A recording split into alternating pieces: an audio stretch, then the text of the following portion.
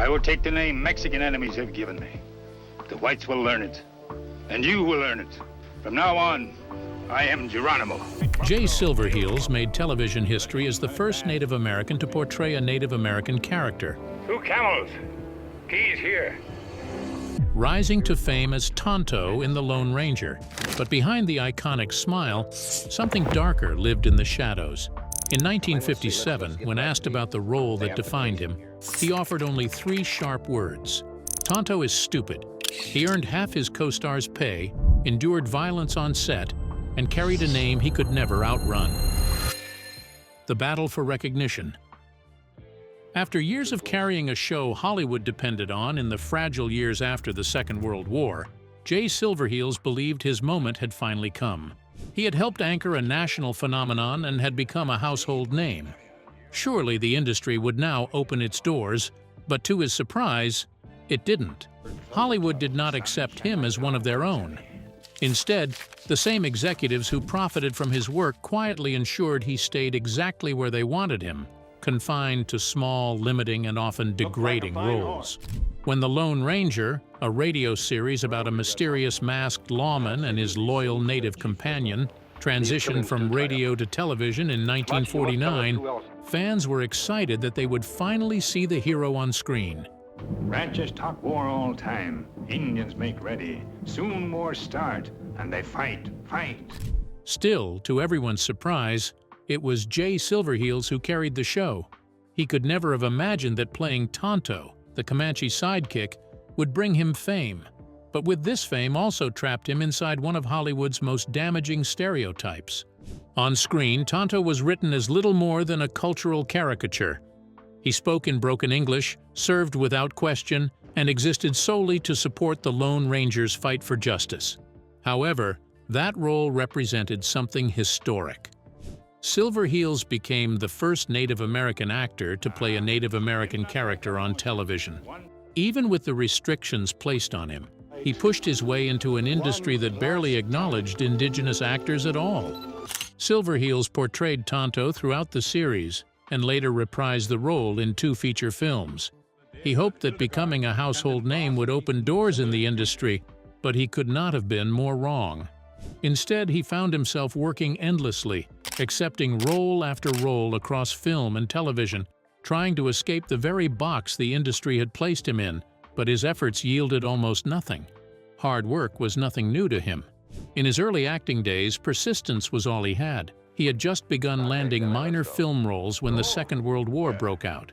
After serving, he returned to Hollywood rather than pursuing a stable job elsewhere, determined to advance his acting career. In 1940, he finally earned his first real film appearance as an Indian scout in Errol Flynn's The Seahawk. But even then, he went uncredited in most of the movies he worked on. Hoping to stand out, he adopted the name Jay Silverheels. And almost immediately things changed. That same year, he appeared as Tom Osceola in Key Largo, alongside Humphrey Bogart and Lauren Bacall. But even as his talent became undeniable, Hollywood rarely allowed him to be anything other than the Indian. He played nameless native characters in many films and historic figures. In Family Honeymoon, he played an elevator operator. In Lust for Gold, he was cast as a deputy. And in a twist of irony, he played Diego, a Mexican thug in Charlie Chan and the Feathered Serpent, a native actor portraying a Mexican character after decades of native roles being handed to white, Italian, or Mexican actors. Frustrated by the way the industry treated him and countless other native performers, Silverheels eventually decided to take matters into his own hands. What he did next would completely reshape the industry. But before we get to that, we need to look closely at the obstacles he had to overcome. Obstacles that shaped the man he ultimately became. Little Indian Boy. As unbelievable as it may sound, Jay Silverheels was a real native man who grew up on a reserve. He was born on May 26, 1912, on the Six Nations of the Grand River Reserve near Hagersville, Ontario. He came from a large Mohawk family and was one of at least 10 children living in a cramped home. His father, Alexander George Edwin Smith, was a decorated soldier who earned the Military Cross in the First World War for bravery at the Second Battle of the Somme. But the war followed him home. He returned with severe hearing damage, constant pain, and a disability pension of only $49 a month. His medals could not feed the household, and his injuries never healed. Harold watched his father struggle every day with headaches and hearing loss. His mother, Mabel, who was Mohawk and Seneca, held the family together using traditional medicine because doctors rarely treated indigenous patients. What the family survived on came from the land, from trading, or from knowledge passed down through generations. They languished in poverty, and sadly, no matter what they did, the system was designed in a way that would keep them that way, no matter how hard they worked. Harold grew up during the era when Canada's residential school system was attempting to erase Indigenous languages and culture. At Six Nations, children were punished for speaking Mohawk. Some were forced to eat soap, others were strapped or beaten. Harold's own sister was taken to a residential school and returned unable to speak her language fluently. Families were fractured by policies that banned ceremonies, discouraged spirituality, and spread the belief that Indigenous people were incapable of competing in mainstream society. These ideas shaped public attitudes and the opportunities available to Indigenous families such as Harold's. When the Great Depression struck, his family's situation worsened. They relocated to Buffalo in search of employment. From farm labor to small day tasks, Harold took any job he could. While his mother traded away family heirlooms to buy food, the government rations that eventually arrived were often spoiled. As luck would have it, it was a childhood sport that would later offer his family the golden ticket out of rations. By age 5, Harold was already demonstrating unusual athletic ability, racing through local lacrosse games on the reserve. At 19, he went professional, joining the Toronto Tecumsehs under the name Harry Smith just to fit in. He was not alone in that journey. His cousins and brothers also played beside him almost constantly as they traveled through Buffalo, Rochester, and Atlantic City, earning what they could throughout the 1930s. He was a good player, but he was not the best player. The name Silverheels came during one of those lacrosse matches. Harold outran a defender so quickly that it looked as if his shoes flashed like metal, and the nickname stuck. Newspapers covered it, and fans began attending games just to watch him run. One season, he averaged more than 4 goals per game, forcing coaches to assign 2 men to guard him. In 1932, he signed to play professionally for $75 per game, a considerable sum of money for a native during the Depression. During one match in Montreal, a rough foul sparked a fight, and Harold's reaction earned him a suspension, but the aftermath made him even more popular. When he returned, ticket sales surged, and his name began appearing more often in sports pages.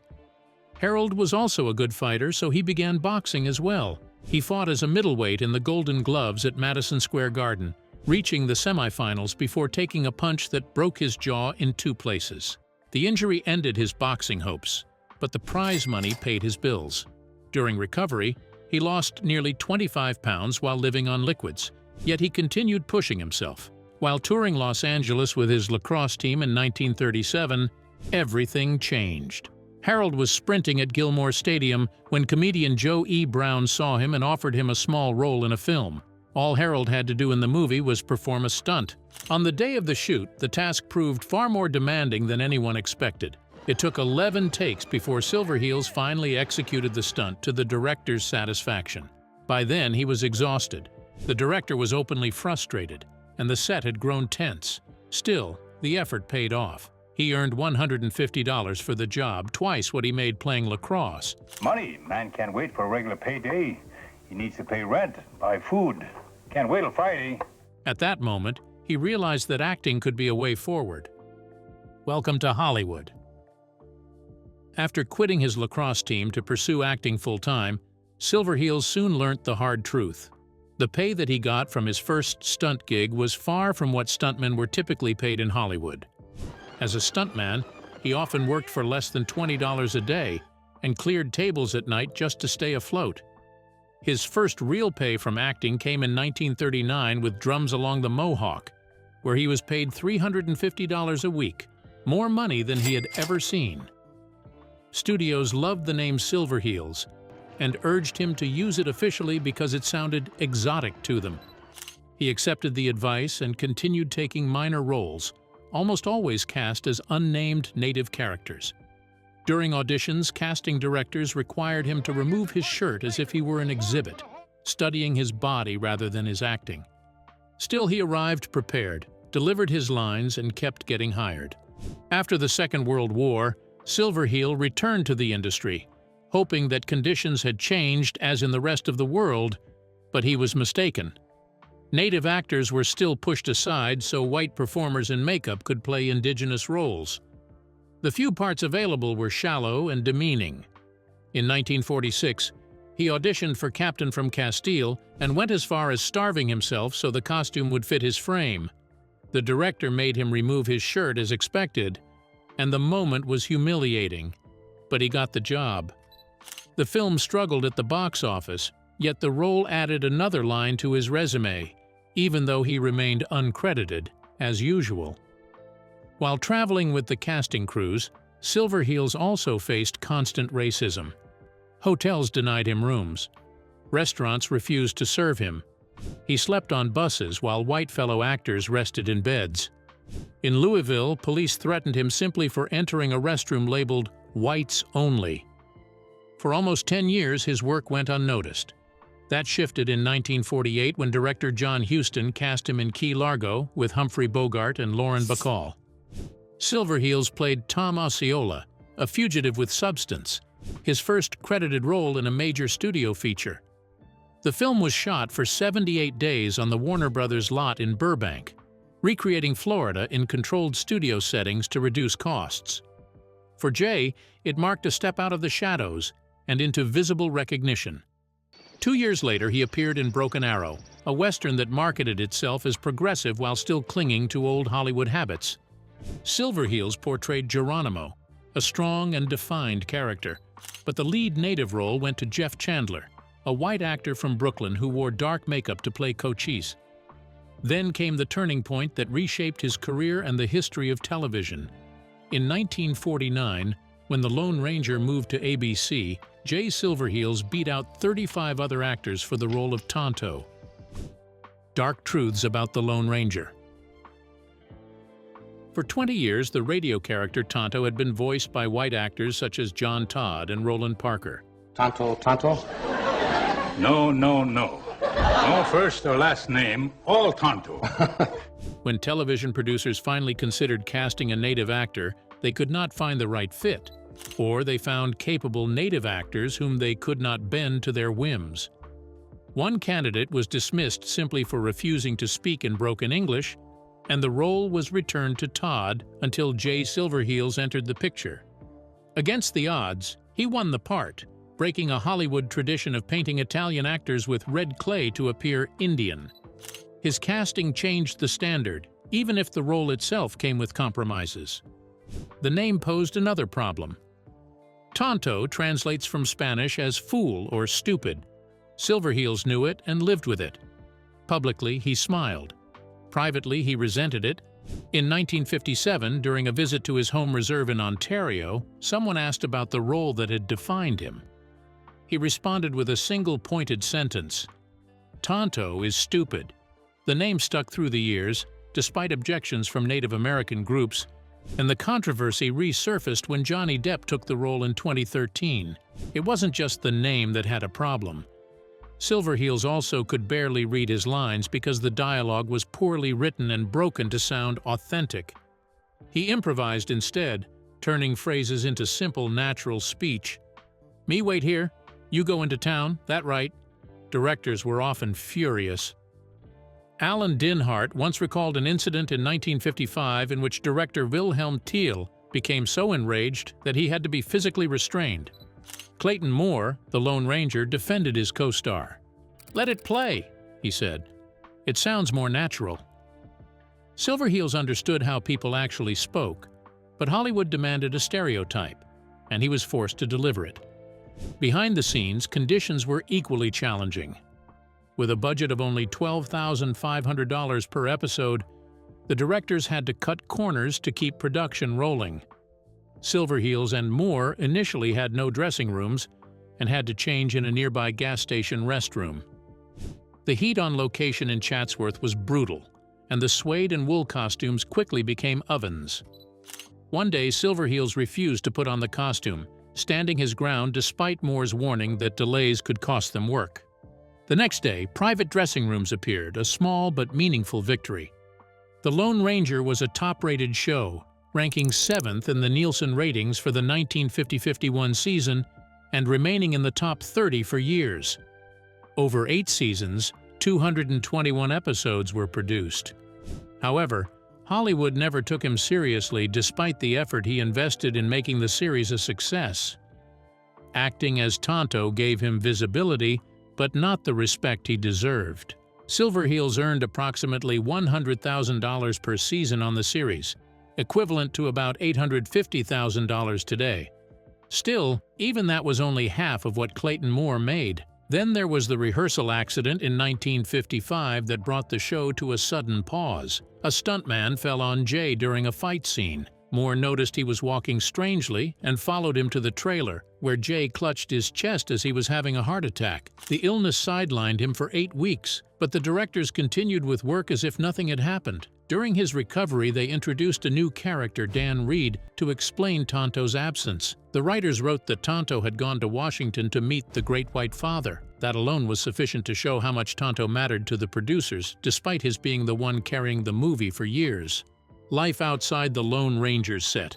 In the late 1930s, while acting as a stuntman and background actor, Silverheels married Bobby Smith, but the marriage collapsed in 1943. The divorce left him estranged from his 2 children, Steve and a daughter whose name is recorded inconsistently as either Gail or Sharon. Constant travel, limited income, and the legal complications of wartime service made maintaining close contact with his children nearly impossible. A few years later, in 1945, Silverheels married Mary Doma, an Italian-American woman. Together, they had 4 children, Jay Jr., Marilyn, Pamela, and Karen, and settled in Canoga Park, California. On The Tonight Show, he once joked that he married an Italian to get back at Christopher Columbus, referring to their children as Indelians. Behind the humor, however, lay a deeper connection to his heritage and family roots. Silverheels' ancestry also informed his acting. His grandfather had been a Mohawk chief, which facilitated his assumption of the role of Satanta, a Kiowa chief in the 1953 film War Arrow.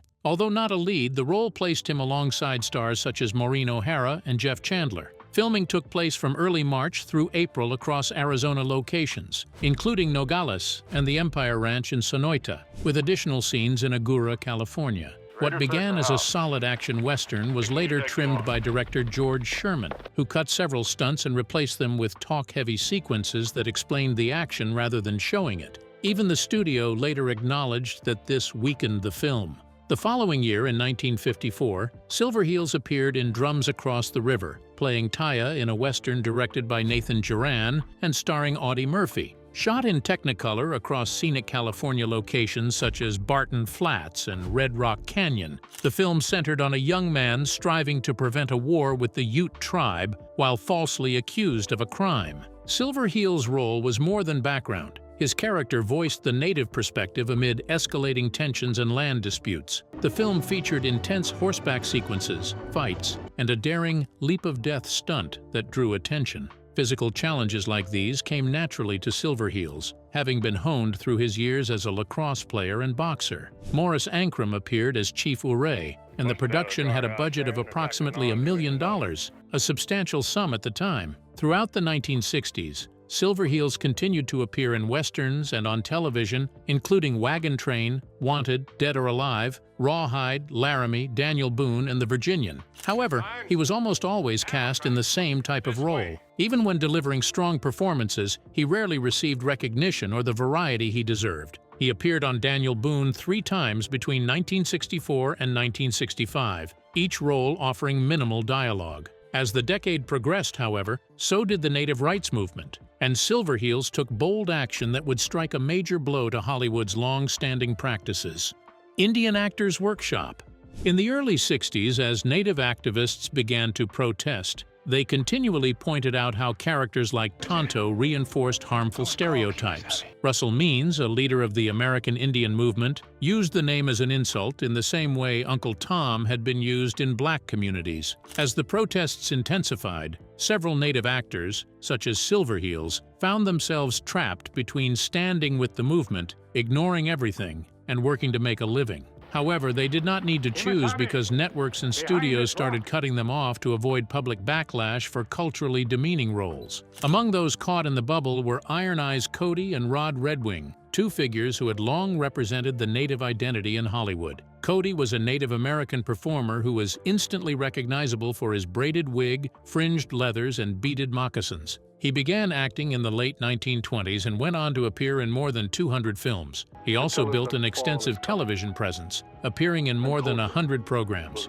Famous as the Crying Indian in the famous Keep America Beautiful public service announcements, Cody's superb acting helped the advert win 2 Clio Awards. It was credited with reducing litter by 88% across nearly 40 states. Meanwhile, Rod Redwing, who identified himself as a Chickasaw Indian, established a reputation as one of Hollywood's finest weapons instructors. He trained actors in the use of guns, knives, tomahawks, and whips, and his coaching shaped the screen presence of Alan Ladd, Ronald Reagan, Burt Lancaster, Glenn Ford, Richard Widmark, Anthony Quinn, Charlton Heston, Dean Martin, and Fred McMurray, among many others. Redwing was also the man behind Alan Ladd's famous trademark gun spinning in Shane during the film's showdown. From 1951 into the mid-1960s, he appeared in more than a dozen television series, including a guest spot on the CBS celebrity quiz show What's My Line? Rather than fading from the spotlight, Redwing, Cody, and Silverheels redirected their energy toward long-term change in Hollywood.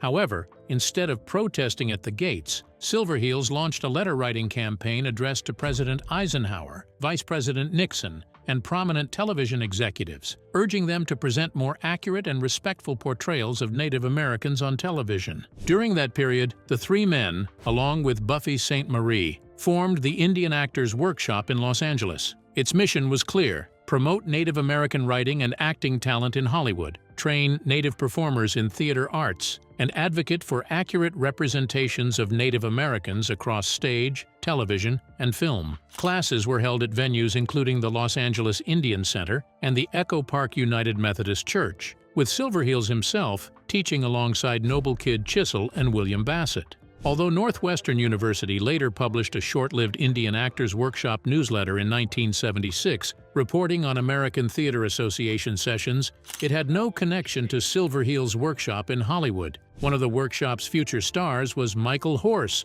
who would go on to play Tonto in The Legend of the Lone Ranger and later gain fame in Twin Peaks. In 1973, Silverheels explained that their core mission was to unlock the dormant creativity within Native communities. He didn't merely talk about change, he built it.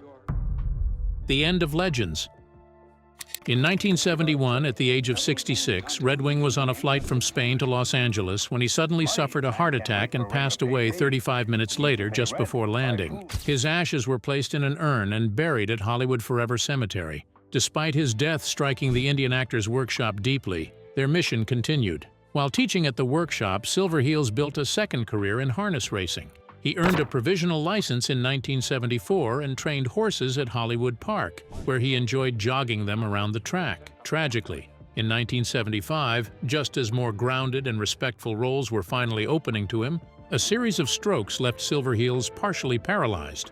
Another major stroke in 1976 severely weakened his speech. His health only deteriorated from there. The world finally got to see how bad things had gotten for him when Holly finally decided to reward him with a star on the Hollywood Walk of Fame in 1979, only months before his death. He attended in a wheelchair surrounded by native dancers, able to offer only a murmur of gratitude. It was a gentle, bittersweet moment for a man whose impact had always been measured in action rather than words. On March 5, 1980, Silverheels died at age 67 from complications of that stroke and pneumonia in a Calabasas hospital. He was cremated, and his ashes were returned to Ontario's Six Nations Reserve. Since his passing, the workshop's influence has been evident in the rise of Native actors, including Graham Greene, later Oscar-nominated for Dances with Wolves, and in films such as Smoke Signals, the first feature produced entirely by Native American filmmakers. Silverheels was later inducted into the Western Performers Hall of Fame in 1993 and the Canadian Lacrosse Hall of Fame in 1997 under the name Harry Tonto Smith. His portrait still hangs in Buffalo's Shays Performing Arts Center. Thanks for watching. Now check out the videos popping up on screen for more unbelievable stories.